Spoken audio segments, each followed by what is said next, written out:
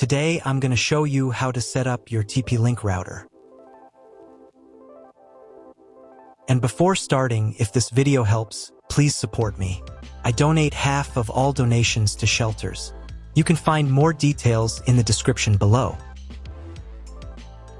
So, first thing you need to do is turn on the router. Take the power adapter. Plug one end into an outlet and the other into the router.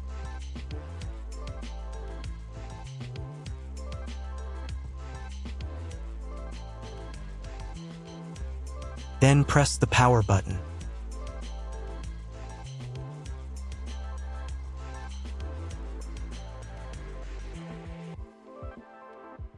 When the router is powered on, the light will turn on.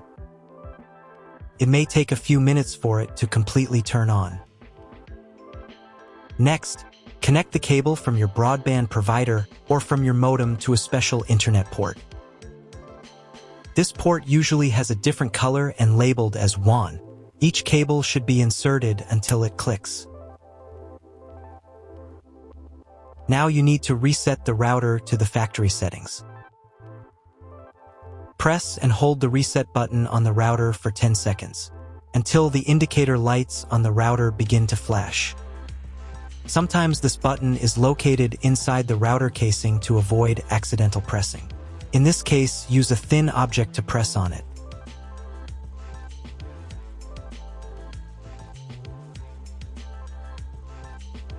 The router will reboot and the settings will return to the factory defaults. Insert one end of the Ethernet cable that comes with the router into one of the Ethernet port.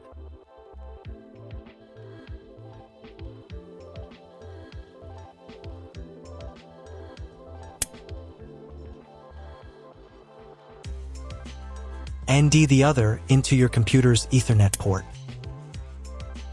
Please wait a few minutes for connection. The router is now connected to your computer. Now you need to set it up. But first, I will show you another method for connecting the router if you do not have an Ethernet cable or your computer does not have an Ethernet port.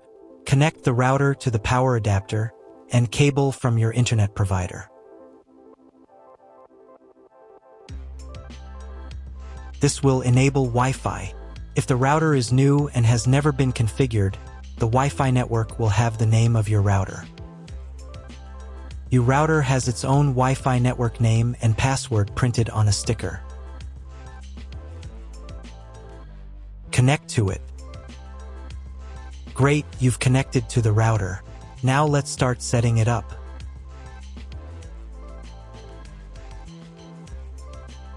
First, open your web browser and visit the URL you see on the screen.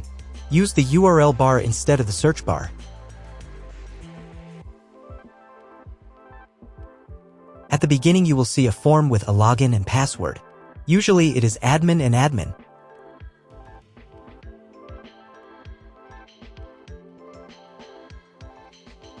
If these credentials are wrong, then find label on your router. The credentials are often printed on the bottom of the device.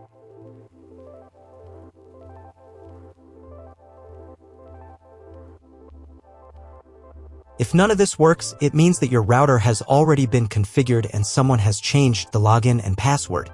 If you can't find out the login credentials, just reset the router to factory settings. And then log into the router's personal cabinet using the standard credentials. If your router settings do not look like mine, it means that your router has a different firmware. I made a video for every firmware type.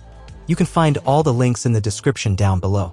I want to warn you right away that there are many firmware versions and they may differ slightly. But don't worry, you will succeed. Just watch the video and follow the instructions. At first, you need to set a password for the router's admin panel.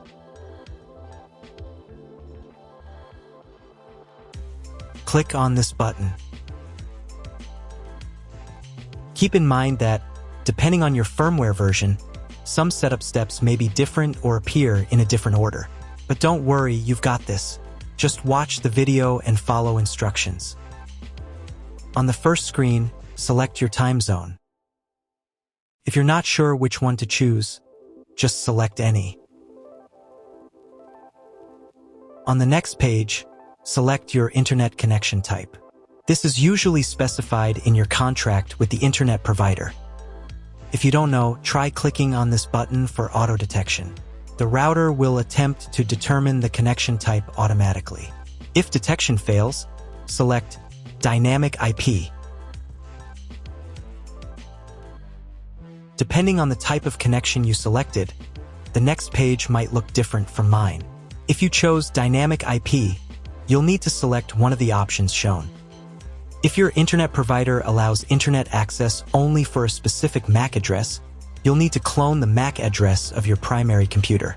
If you're not sure, just select Use Default MAC Address. In most cases, cloning the MAC address isn't necessary. But if you don't get internet access after the quick setup, repeat the setup and try cloning the MAC address. On the next page, set a name and password for your future Wi-Fi network. You'll see one or more available Wi-Fi bands for your router. If there are several, enable them all and set a name and password for each network. When you write the credentials, click the next button.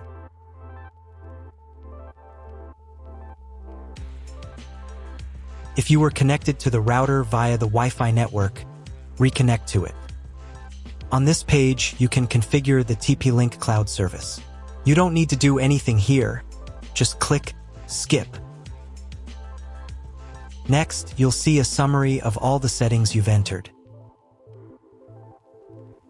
Click this button to confirm. Wait while the router tries to connect to the internet. If it fails, double-check that all cables are properly connected. Click Skip, then try rebooting the router.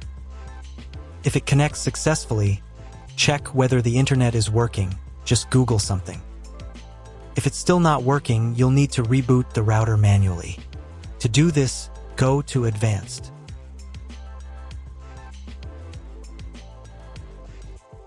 Then select System. Select Reboot tab and click on the Reboot button.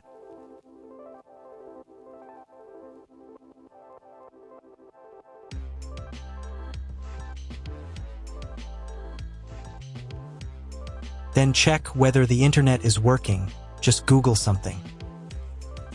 If the internet still doesn't appear, log back into the router's admin panel using the password you created at the start. Go to the internet and then clone MAC address.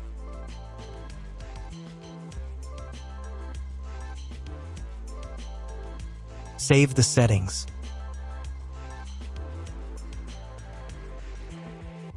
Reboot your router again.